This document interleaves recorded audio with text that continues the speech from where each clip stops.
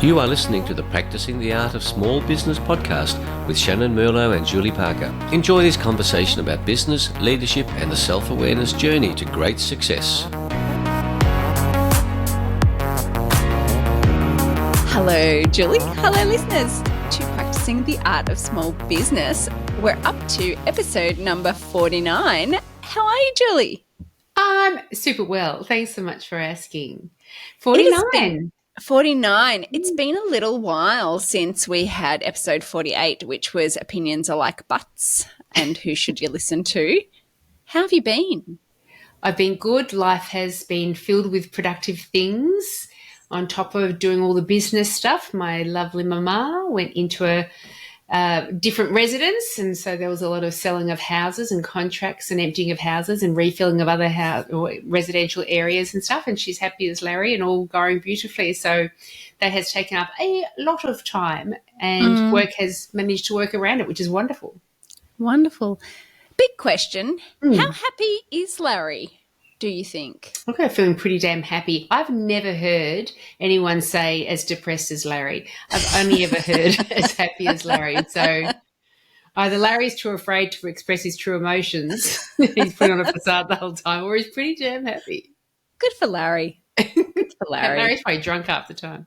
Yeah, probably. Talking about being drunk, do you know what we're talking about today, Julie? Do I need to be drunk to be able to talk about it? I can arrange for that to happen. Well, you're talking with me, so it always helps. How's about I share what I think we're going to talk about today?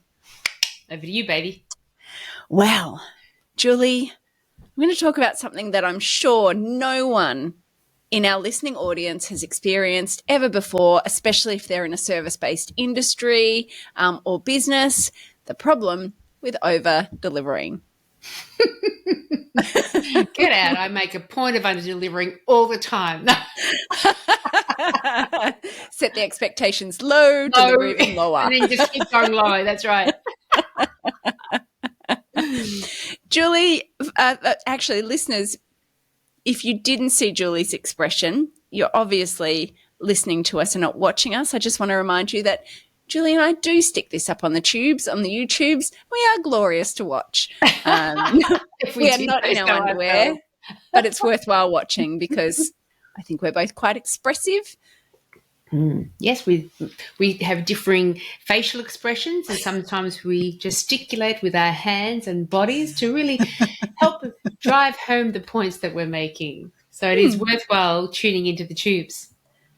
Yes, and if you were on the tubes, you would see that when I was asking Julie if she had a problem with over-delivering, her face said it all. What's your experience been with potentially setting the expectation high and then delivering at an even higher I'm just rolling up my sleeves because I've got buttons all up the sides there, and it's going to clank, clank, clank on the desk. So I've got to. I just thought you were ready to do action. I thought you were just ready to dive in and get your hands in. You're like, over delivery, yes, I'm going to roll up my sleeves, literally. I have long exhibited evidence that I love to overpromise and underdeliver. And it all started, I started noticing it back, and it's just that, it's just an eagerness to please, isn't it? But I still remember being a dental receptionist for many years, and I did it, and every single time I did this, I rebuked myself and I said, stop doing it. Why do you keep doing this? And what that thing is, I'm the receptionist. I know that the dental practice of the dentist has just told me they're running 20 minutes late. So I say to the patient in the waiting room, I'm so sorry for the wait. It should only be another 10 minutes. I did it over and over and over. And then as those 10 minutes were ticking up, and then it goes to the 11th minute, the 12th minute, I'm like, oh, my God, why did I say it? Why did I say 10 minutes? Why didn't I just say 20 minutes? And it's just because of, you want to make people happy, and you don't want people to be upset, and you don't want to be a disruption to people. I think it's a very human quality. However, it gets us into trouble, doesn't it? And so as a consultant as well, definitely, people email me through, I'd like to have this really complex contract worked up and delivered to me whenever you got time. Oh, no problems. I have that done by this afternoon. There's no way I could get it done by this afternoon. So I've done it in my own working life as well.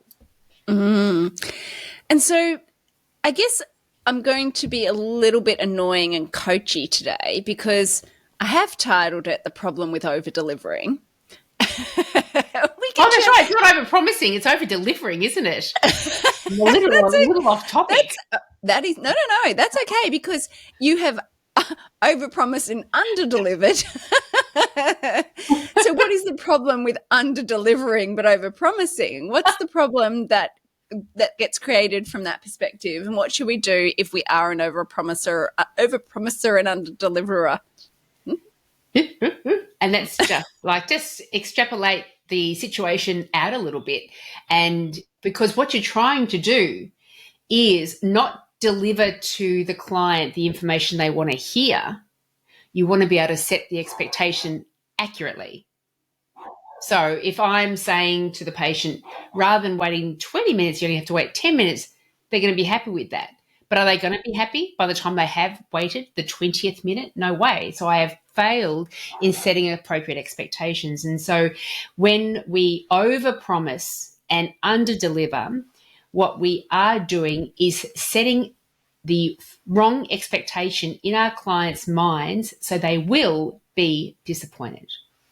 And I guess we don't really have to tell our learned audience how to suck eggs, but I think it's worthwhile just pointing out that obviously that doesn't breed good trust within an organization. In fact, it's a very trust-breaking activity when you overpromise and underdeliver, isn't it?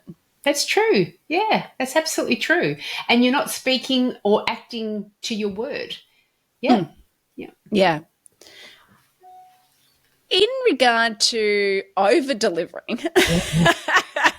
Oh, that's a different concept. Let's think about that. So the reason why I wanted to talk about this is I think that especially in service businesses, well, actually, no, when I say that, probably not. And I'm just having a thought bubble. So just bear with me, everyone, while I work through this thought that has just popped into my brain. In any industry, there's a risk of over-delivering. However, what I've been seeing on the socials is a lot of people who are in product-based businesses where the customer expectation is incredibly high, and even if you were to over-deliver, they would still be unhappy. So I just wonder, where is the balance? How do we get it right? And what's your experience with over-delivering? Well, I can just speak from my personal experience and, my work is with dental practice teams and helping them build a more successful dental practice. And one of the focuses this past year has been talking about delivering unanticipated customer service. And so I come across a lot of dental teams and I say to them, what kind of customer service do you like to deliver in your practice? And they all say the same thing: extraordinary. And then you go in and you see the teams at play, and not that there's anything wrong with this at all, but it is exactly what people would anticipate. It is professional, it is friendly, it is efficient, it's all good, it's desirable. However, when we are talking about this kind of service-based industry and trying to set ourselves apart from our competition, then I'm encouraging practices, don't, recognize that what you're doing is probably anticipated customer service. We all have, as consumers, an expectation of being dealt with in a certain way, and that's what you're delivering, which is tremendous. People come back for that. However, unanticipated is when you are going that next level higher. So therefore, over-delivering in terms of the amount of energy, the amount of effort that you go to make sure these dental patients are happy and really delighting them. So they leave being not just, I am totally satisfied with the treatment that I've received and the service that I've received, but I am so delighted about it. Now I'm going to talk about it. They're going to have me for life. I'm a fan. All good. So it's that whole raving fan thing. And so my initial thought is that over-delivery is a fantastic thing, because does that help you build a tribe of raving fans about you? But everything comes with both benefit and drawback. The reason I was distracted is because I was checking which episode you did talk about your wonderful levels of customer service, because I thought it was of customer service. incredible. Your 4 levels of customer service. It was episode 41, which was fun with funnels. Well, it's actually the fun of funnels on your customer journey, episode number 41. And it's really exceptional, outstanding, beyond expectations episode. Yeah, for our listeners. I've realised I've jumped in, Julie, with the episode without actually identifying what over delivery means. So I'm making an assumption, and you know what happens when you assume? Make an ass out of you and me. That's correct. Yeah. So over delivering, I guess it's about that there's a certain expectation that has been set, and then as a person delivering a service or product, you go above and beyond. And I sort of brought this up because I have found myself over delivering more than one occasion. But in an engagement that I had, I knew from the get-go that I was over delivering. And I had a niggling thought in the back of my head that this particular experience or this person was not appreciating the over delivering. And we got to the end of our initial engagement, and person was disappointed in what had happened, because although I had over-delivered the expectation, over-delivered on what I had said I was going to do, what they thought they were going to get, they didn't get, and therefore were disappointed. And so I guess I wanted to kind of unpack the over-delivering from a perspective as well on, how do you set expectations? So with your over-delivering or over-promising and under-delivering in that, how do we communicate better the expectations of what people are going to receive, and then make sure that we don't get into a trap of over delivering and then potentially I felt resentful. I did. Here's a realization. Let's get on the therapy couch.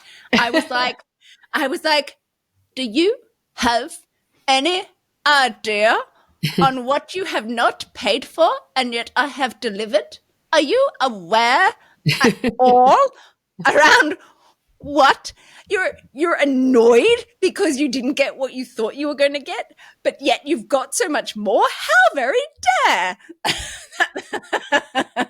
And annoyed Shannyn has a terrible English accent. So, is that what it was? An annoyed English accent.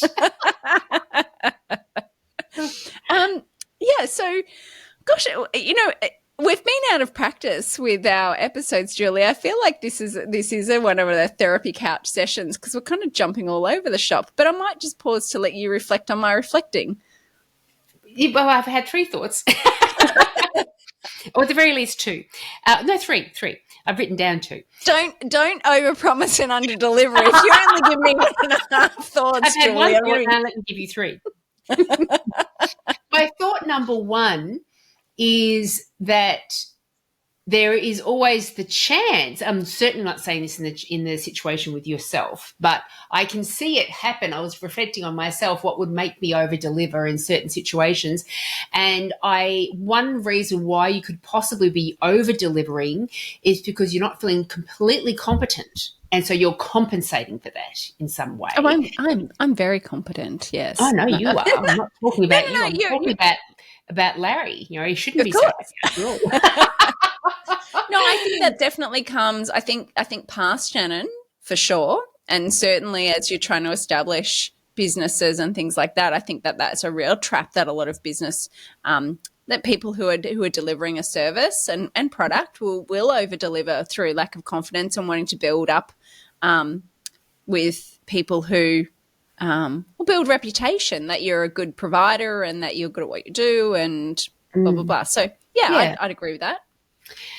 The other thought that came into my mind was because of I think it may have been the funnels episode as well, maybe not, but one of our past episodes, changed the way I manage my coaching clients, my consulting clients in a certain way. And that was all around, which was that we were talking about, that all of a sudden maybe it was the opinions one, all of a sudden a client could turn around and say, I don't want to keep working with you. And it could come as a bit of a surprise to you as the consultant, as the coach. So the things that were identified within that episode what I do now is every 3 months I provide a survey at the start of every coaching session. Usually they're weekly. At the start of every consulting session, the first question I have is, how has the past week gone? And the second question is before we get into my agenda for today, is there something that you wanted to focus on instead for this coming week? Hopefully then helping them, providing the space for them to be able to say, I was hoping we'd do more work on vision, for example, rather than just the KPIs this week, like we were planning to. But I also, at the end of every 3 months, I provide them with a survey that says what's working well for you with this consulting program, what areas would you like to improve in terms of this coaching, are there areas that we haven't yet discussed that you really wanted to start to discuss? Because I think as people move through these sort of coaching and consulting programs, their agenda and their goals and what they'd like to work on, that evolves naturally over time too. It's not always going to be stagnant at what they stated at the start of the program. But it is all around, because the stating of the revealing of the expectations, or the placement of appropriate expectations that you are telling that client, these are the appropriate expectations to have. And I'm going to say it so clearly and remind you about those, and it's going to come through in all the different responses to our communication that you'll get from me, because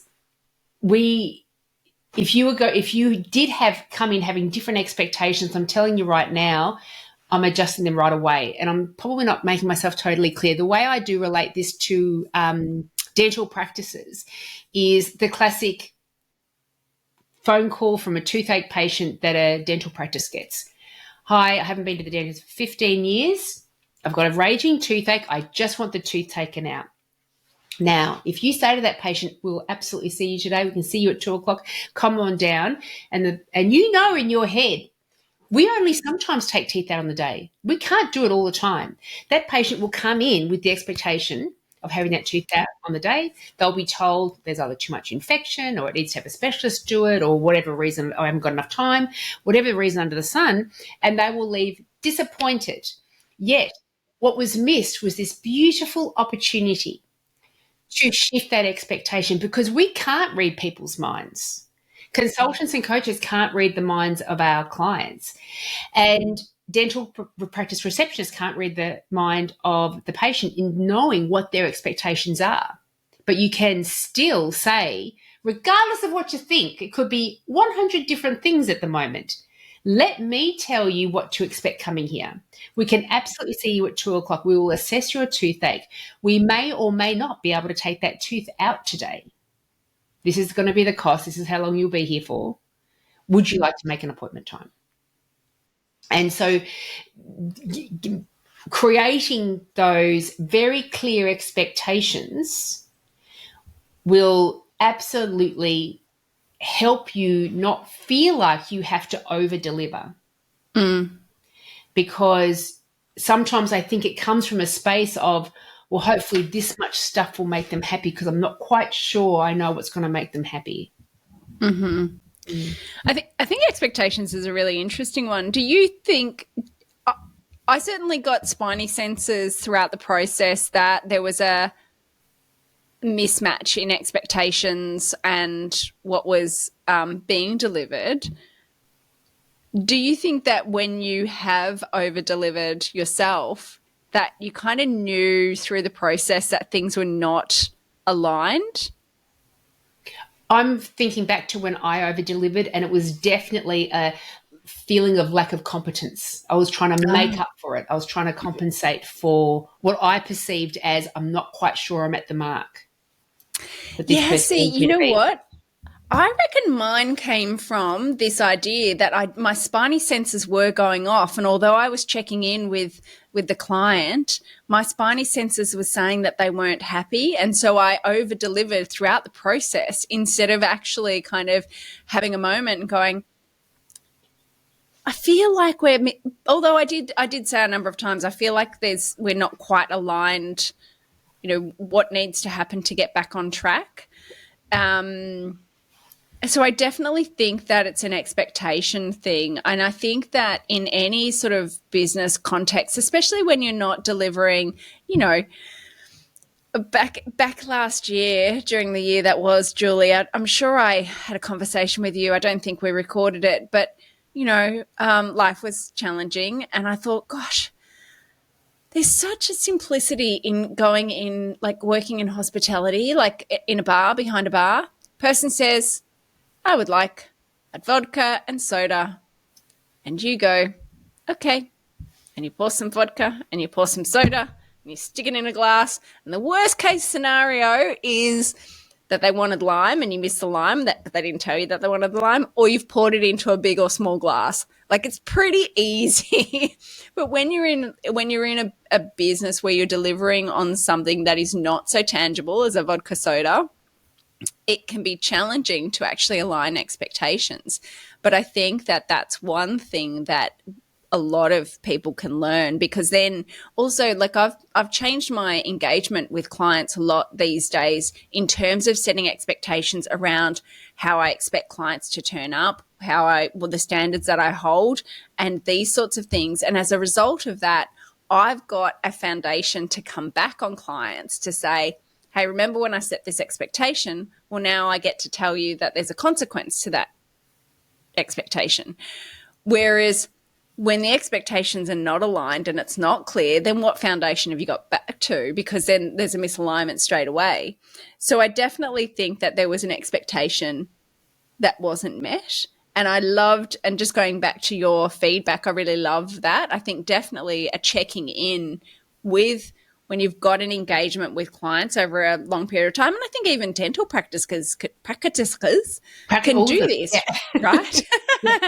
Can do this, right? Because if someone's not just coming in, they haven't seen a dentist in 15 years and they've got to get their tooth fixed, and that's a root canal and a whatever, but then there's a cracked tooth and that needs a crown, and then there's like 3 fillings, and then you're spending however much money on your teeth. You're like, just whiten them up as well. You've actually got to create a treatment plan, right? And being able to check in each time around, like, here's what we're trying to achieve, here's where we're at, here's the next step, can really help to allay fear in people. And I think maybe the over-delivering from my perspective was fear on not a survival level, but fear from my fear that the client didn't know what they were going to get. So there was a bit of a fear of, like, uncertainty. There's, like, fear's not the right word, but it was an uncertainty of what they were going to get. I'm picking up on that uncertainty, over delivering, and then instead of it being a clear treatment plan, it's like I'm also going to shine every tooth with my.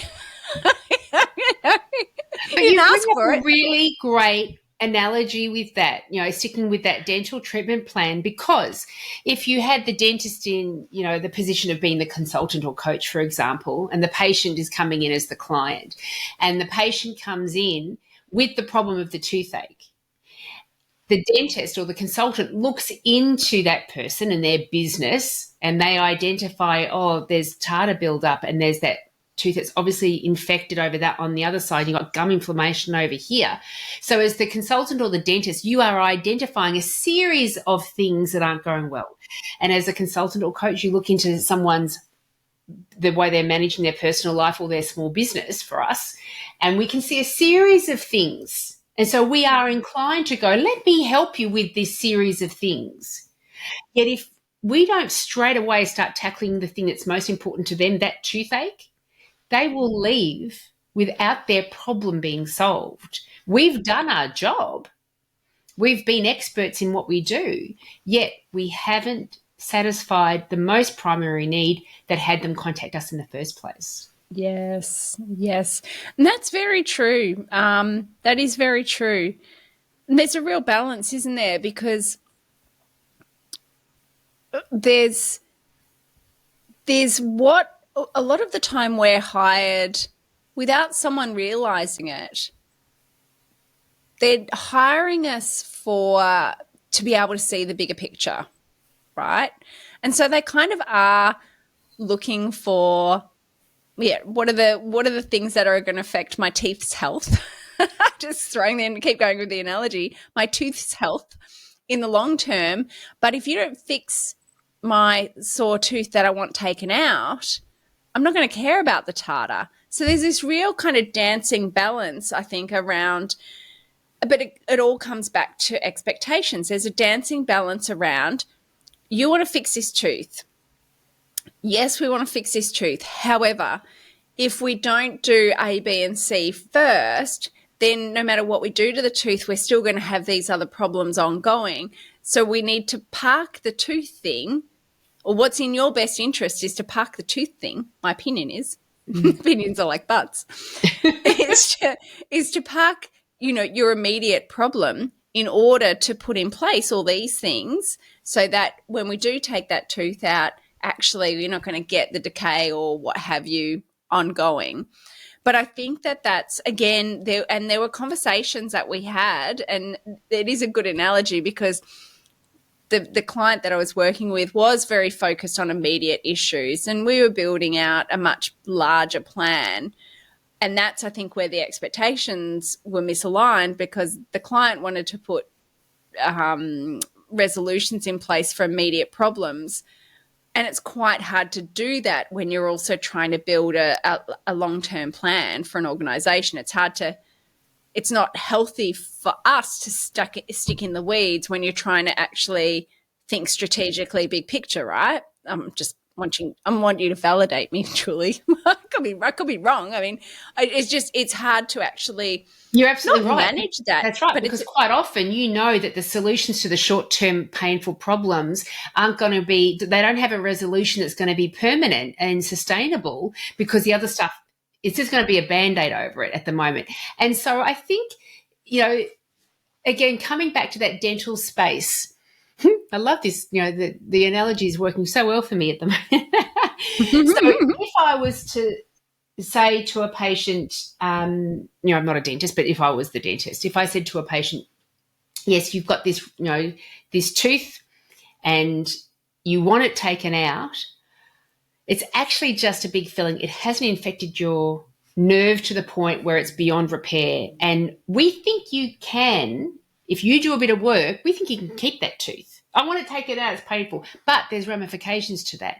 And so this is where, when you sit down, and there's a buying process by Norbert Aubuchon in his book, The Anatomy of Persuasion, and I'm feeling myself drawn to that because I think the ramifications stage is what needs to be highlighted in order for people to themselves, now that the coach, the consultant, the dentist has educated me about these things, now I am choosing the path forward. And so that's taking responsibility on and setting their own expectations that have been agreed upon between the two of you. And this is what the buying process is. We all psychologically go through the same process, thought process, subconsciously when we're deciding to buy anything. Step number one is we first of all have an unsatisfied need. And that need could be, I've got this raging toothache. And that is, I've got a need for getting this toothache sorted. The second step is decision. That we have got not just a need, but we have also decided that that need is strong enough that I'm actually going to take action and start seeking a solution to that. A classic example would be, how many people do you hear say, I just need a holiday? How many of them actually have that holiday booked in? They've got the flights booked, they've got their clothes packed. Hardly anybody. Rarely. So a lot of people need stuff, but the second step is deciding that, yes, I've decided to take action on this need. The third step is search. I'm going to go out searching for holiday destinations or how much plane fares are going to cost. I'm going to go out searching for a dentist to help me with my toothache. Which dentist am I going to go along and see, for example? And then once you find that dentist, to extrapolate that one out a little bit, that's where you tell the dentist, terrible toothache. And then this is where the dentist informs you about everything. Yes, you've got a toothache.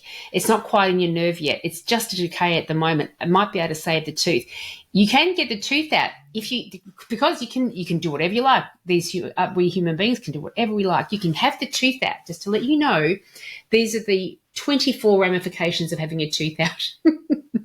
And there are many, many ramifications of having a tooth out. But if you want it, that's your choice. But at least you're making an informed choice now. You can choose to keep the tooth, and we're going to try to do a big filling on it, put a sedative dressing there. It might work. It might not work. It may lead to further toothache. We may have to end up having the tooth out after all. These are all of your options. I'm not telling you which way to go. You can do option A, option B, or walk away and do nothing. They're your options. And then the fourth step of our buying process is evaluation. Evaluation is when that person this is when they take that responsibility themselves to assess all the data that they've researched and evaluate it and think to themselves, which option is best going to satisfy my need? And then the fifth and final step of the buying process is decision. Decision is when that person decides either option A, option B, or sometimes just they decide to abandon the whole thing and do nothing because they don't have enough holiday money put aside anyway. So they can't get time off work. They can't after all my research, I can't go ahead and do that holiday, or I'm not going to go ahead and get that tooth taken out, or the whatever. And it feels like, with me, when I talk to dental teams, it's the ramifications stage that is missed, because quite often the person in that position of expertise says to the patient, I know what's wrong with your tooth and this is what you need to do. Yeah. And we take out decision, that ramification stage, we take that out for the patient because we assume they're just going to understand that we're an expert and just take our advice. But more and more over decades, that is less and less the case. How many patients question their doctors, their dentists, their everybody, and I applaud that. I think it's a wonderful thing. And so when we go in as a consultant or as a coach, and this person is presenting their need to us, we are inclined to go, I can see a whole range of different solutions. And the person that you're presenting to me right now, I feel like this is the best solution for you, where they're not there yet. They are the one that need to decide this is the path. Then they are taking responsibility over that. They're setting their own expectations, and then we can move forward more happily. I wonder if there's a space for that. Oh, I definitely think there's a space for that. You know, we talk about management 101 or leadership 101, where to get people to buy into your solution, you've got to get them on the bus. They have to be convinced. It's making people part of the process. So there's definitely opportunity there for sure. And I think it's interesting, as you were talking about ramifications, I was wondering about different personality styles when you said that, and whether a part gets played in, obviously we're all unique humans, and depending on how we think and what our drivers are and how we process information, some people like all of the ramifications. Some people just like to be told what the best option is. And I think there's a calibration as well between being able to pick up, does this person need all of, if I give all of the people, if they give this person all of the options, are they going to glaze over and not listen to anything that I say? You've worked with those people who, like, you start talking in detail and they're like, beep. Are you with me? Are you with me? You lost me. You lost me. There are some people who I've worked with and they're just like, yeah, thanks very much for all that information, but just tell me what I should do. Well, I can give you my opinion. I'm trying to think of how I relate that to a consultancy, and for you, coaching pathway, that if we can kind of simplify it down, there's always the ideal, which takes the most amount of time, energy, money from the client. And there are big decisions around that. Do I have the time? Do I have the energy? Do I have the money to be able to get to that? There's always the ideal. And then, so the long-term, sustainable solution.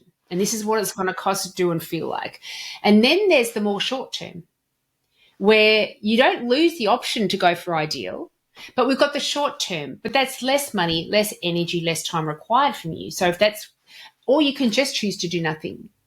And so you telling me which result you end up wanting, that will then change the kind of conversation that we have around things, because we've decided upon the result that we want, it's maybe not our ideal result, but it's the result we're happy with right now. And I think there is at that element of when people say, just tell me what to do, that always worries me, because it is a matter of that, because it's that same personality type that the minute things go wrong a little bit, they hands off, it wasn't my fault.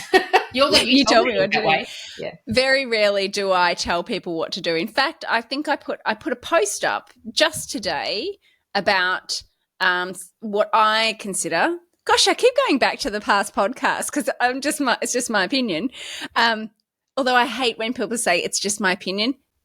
It is my opinion. There's no just. Anyway, this is my opinion. My opinion.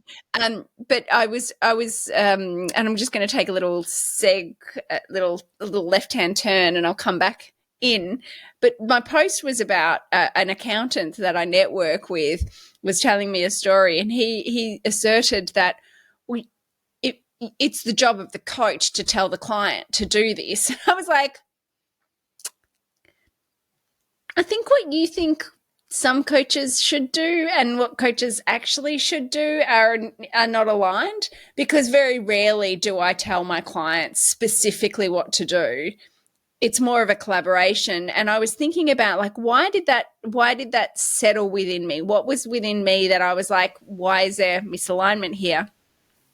And I think because the way that I see the world is, if you own a business, the primary responsibility for you is to take ownership of running your business. And it's about trusting your own judgment. And so having a coach or someone you rely on too much means that you're not learning the journey of taking in lots of information and then trusting your own judgment and intuition to make the choice. And so I certainly will advise and give information and give my insights and all the rest of it, but I never flat out say you should, because should's a tricky word anyway, you should or you must or you have to do this my way, because I strongly believe that there's lots of ways to solve a problem. And just because I have an opinion, somewhat learned, often not.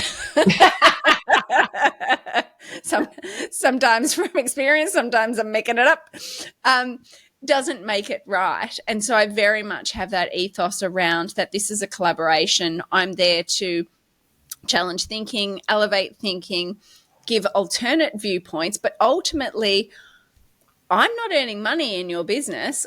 Your business is not keeping me up at night. You've got to live and die by the situation or the solutions or the decisions that you're making. So you've got to be ready to make that decision and be prepared to factor in that. So I think it's interesting. And take whatever fallout on your shoulders, because it was you that decided to go forward with this. Correct. I'm just part of the data that you collect to move forward. Correct. Yes. So I'm coming back into, that was just a complete little left turn, just wanted to take a scenic route down the service lane for a second. I'm back on the main road again. Back to long-term, short-term. I don't know why. It's been a while, people, since Julie and I have spoken. We're out of practice. Give us we're not even drunk, like I said last time. But back to long-term, short-term. I think you've hit a little nail on the head as well. And it does go back to the theme of what are the problems with over-delivering. And what happened was the engagement in my mind was about doing a long-term activity. I think in the client's mind, it was more short-term. I think there was misalignment there. And so the over delivery happened because my commitment was to deliver on a long term, but the client was introducing short term problems that I really wanted to help them solve. So I was basically doing 2 levels of engagement. So I did, part of the over delivery was I pretty much doubled the time that you spent. that I spent. Yep. Which meant then also when part of the engagement is like a teach a man to fish kind of approach. And I didn't end up doing the teach the man to fish. I actually just literally gave them a fish shop. Yeah. But then they were like, yeah, but what do we do with all these fish? I don't have a fridge big enough for all this fish. But I think the problem with over delivery is that then I think it potentially came from a pleasing place and not setting good boundaries, which I think we've talked about before. If not, I think we've sort of said we would talk about boundary setting in the past, but not being able to say, hey, I hear that you want to solve this problem here. This means that we're not going to be able to focus on long term here. What I think what we can do is focus on the long term today. You can book a separate session and we can specifically address this short term need so that we can still stay aligned with actually delivering on the expectation, or the delivering on the expectation that you don't have of what I expect to deliver.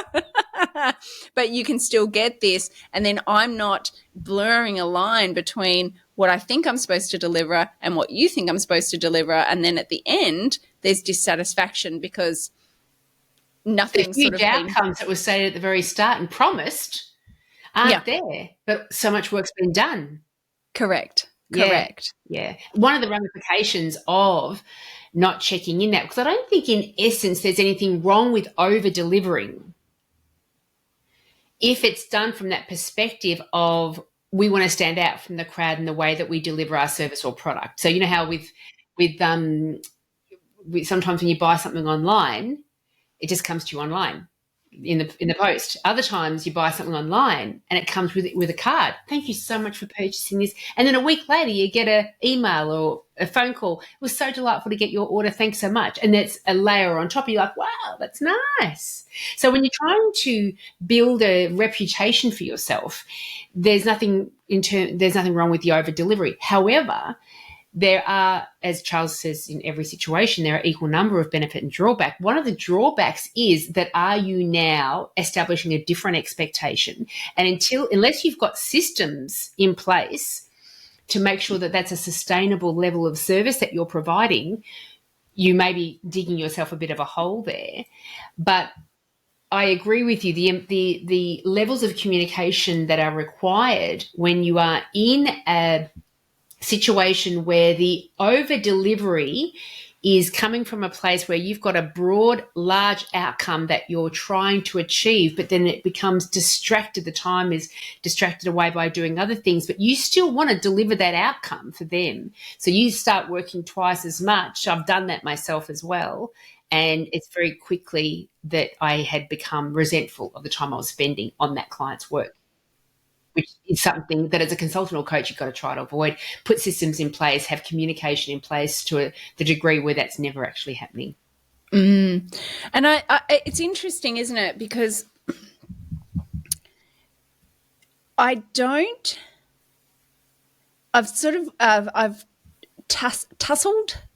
is that the right word? Tussled in my head around whether is there value when you realize that you're over delivering on telling the person that you're over delivering? Does that help to realign? Because I think that, again, this is different horses for different courses, right? I know that I work for some clients and they know when they're getting above expected service. And it's just nothing needs to be said because there's an inherent understanding that they're getting a lot of value they're getting a lot of value and they appreciate that. So at what point do you need to say, hey, you ordered a widget? widget, and we only needed to deliver your widget.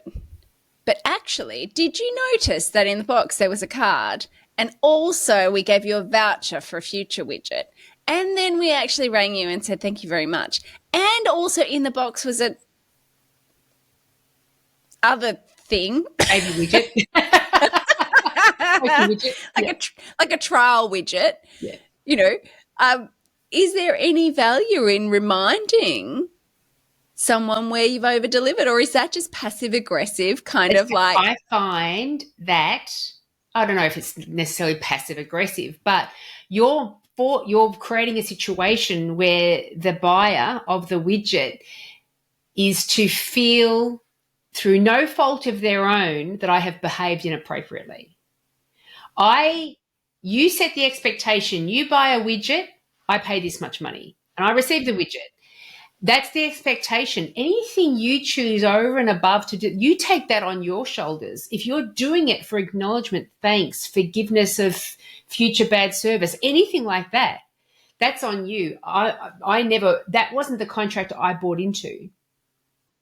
And so I get that completely, that when you are putting forward more than what was originally promised or planned for, you feel a bit ripped off and misunderstood and not appreciated when it's not appreciated. But they never entered into that arrangement in the first place. And so therefore the other stuff could be seen as meaningless to them, and that should be okay with you. This is part of filtering out our tribe as well. We want to work with people that love the extra stuff and who are appreciative of it. And so if you get people that are still unhappy regardless of how much effort you go to, that's okay, you fall off, that you are left behind because you're not part of my tribe.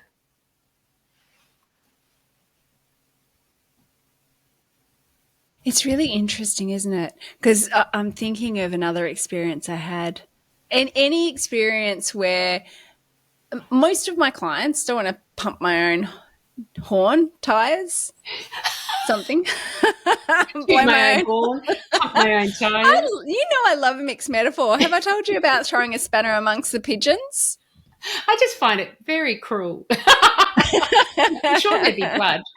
But I'm blowing my drum, blowing my horn, blowing my tires. What am I blowing? Something. This could get quite... Keep going.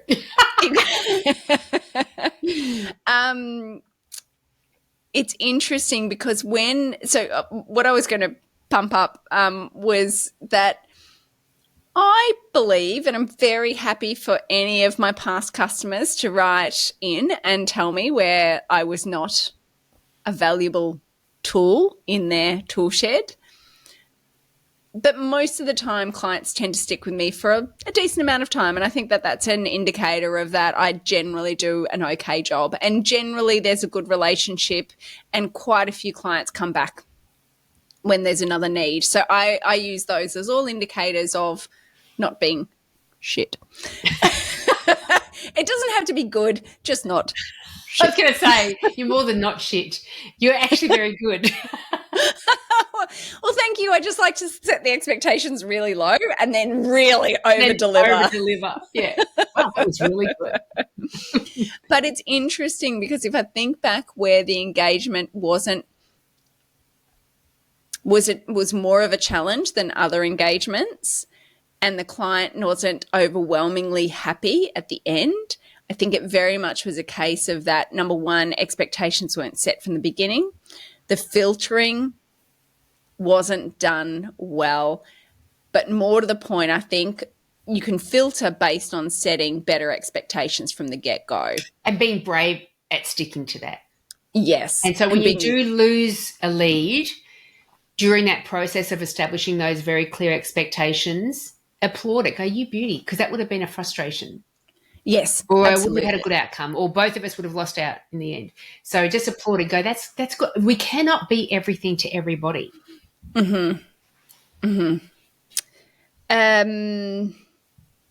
What else do we need to talk about? The problem with over delivering. I think we've talked about the problem with over delivering is no one is happy when there's an over delivery. Very rarely, I think, does the customer does not fully love the over delivery in most cases. If you're talking about over delivering, then you as a supplier, I think, are resentful and the customer hasn't appreciated it. So the problem is that if you've done an over delivery, no one's happy. And so maybe that's the difference between the two things, because I'm trapped in that, but over delivery can be good in terms of if you're supplying a product or something like that. But no, I'm pulling back from that, because I think there's a difference between over delivering and delighting. When you're delighting somebody, giving them exactly what they expect, but just with a few bells and whistles on it. It's just been a magnificent process. It's not because you gave me a whole bunch more on top of what I expected. Does that make sense? So definitely seek to delight. Do not seek to over-deliver. I like that. Is there anything else we need to add to get over the fact that I feel a little rusty today? Not rusty, alcoholic You rusty. haven't sounded rusty. You haven't sounded just not shit. You sounded pretty good. I too like to set the expectations low. What we'll do, Julie, is at the end, I'll get you to cut in something at the start, and it'll be, Julie, I just want to set the expectations that this podcast recording is not shit. Yeah, But, it's not the best work. I just want to set that. I'm just trying to set an expectation. And then hopefully there's an over-delivery. Delight. There's delight at the end. There's delight. Woo. Well, I feel delighted from our conversation. Thanks so much, Shannyn. I always feel delighted. Should I wrap it up? Yeah, go for your life. Actually, what's the book that you said from Norbert? Norbert Aubuchon, The Anatomy of Persuasion. And I was delighted that I could list all 5 steps without referring to the book. That's repetition, because I've repeated that so many times. That's the joy of repetition. You 100% you delighted on that one. That's for sure. For the YouTubers, that's the book here. That's a very old cover. When was that written? I'm a very old woman, Shannyn. I'm in my 50s now, and I bought this when it was brand spanking new. No, it's an interesting title. I did not imagine it looking a title page. I didn't imagine it looking like that. It seems like it was written in the 70s. Like Greek gods on the front. Yeah. Persuade others to act on your ideas, accept your proposals, buy your products or services, hire you, promote you, and more. Hey. And more. I generally just like to wine people into submission, and I don't mean wine in terms of alcohol. I mean that's just right. like, I'm going to get you drunk, now sign here. I just verbally whine at people. Go on, do it. Do it. Go on. That's Go right. on. You know Well, you that want to. reminds me very quickly when we were selling my mum's house, Dimitri, the magnificent real estate agent in Mount Martha from Ray White. Was it Ray White? I hope it was it Ray White? I'm sure. Anyway, for Dimitri. There wouldn't be many Dimitris selling property in Mount Martha, I'm sure. Barry Plant. Oh, who knows? I think it was Barry Plant. Doesn't matter. Anyway, he had a fantastic response after the 1-hour presentation that he gave my mum, myself, and my 2 sisters. We said, okay, what happens from here? He said, well, you all have a discussion, determine whether you want to go down the path of putting me on selling your mum's house. And, if you do, we can get everything squared away today. If you don't, I'll be like, what? I'm an expert. I do this all the time. And I thought, that's beautiful. So, that's just awesome. So you could get whiny. You could say, just do it. Come on. I know Come what on. I'm doing. I kind of know what I'm talking about. You don't want to do it. Sometimes, Okay, well, the problem with over-delivering is Julie likes to overpromise and under-deliver. So she set an expectation from the get-go that she was going to over-deliver with her contribution to this, because she certainly did under-promise and over-deliver. You are very kind. I think what we worked out is that setting expectations is a really, really big part of ensuring that you're not over delivering. Making sure that boundaries, we've talked boundaries before, but being sure that you're clear where your boundaries are being moved and being able to communicate back on, is this long term, is this short term, and realign expectations as you go. Julie gave us the 5 steps in the anatomy of persuasion by Norbert. I love that name. Norbert. And we wrapped it up with thinking about the best way to ensure there's not an over delivery is by filtering out the people who we think are not going to be a good alignment to the expectations that we want to set from the start. And also to consider that it's not over delivery, but it's delighting in our customers. Well done, you. Well done, you. Yeah. You haven't lost your touch after all. After all these weeks. Touchy-feely. Touchy-feely. That. Look, patting the microphone. I'm going to have to edit all of that out. Definitely not. That's the beauty of it. Well, I look forward to seeing you next time, Shannyn. Thanks, Julie. It's nice to be back. It's been forever. Forever, man. That's right. It is nice to be back. It is, actually. Before we go, I don't have a date, no, but it's been a while and it's lovely to record with you again. Let's hope the listeners and the viewers feel the same way. Yes. It's going to be episode number 50. We have to get drunk on that one. I was literally thinking exactly the same thing. The problem with these drunk episodes, like the Christmas one, it just went on and on. It was an editing nightmare. But we have to raise the champagne to episode number 50, for sure. I think we have to and raise our topic should be a how to celebrate when your business has wins. I was just going to recap our episodes. We could do like episode 1. Oh, listen to that. Oh, we could listen to all of our episodes. It's only going to be 50 hours worth of content that we'd need to listen to. Oh, that's hilarious. I love it. Oh. Okay, well, tune in next time so you actually figure out who wins the argument of what we're going to focus on next time. Let's hope it's me. My topic sounds far more entertaining. Yes, because neither Julie and I want to listen to 50 hours of our past musings. Could do. Anyway. I'll check Julie, you then. it's always a pleasure. Pleasure. Thank you. Bye.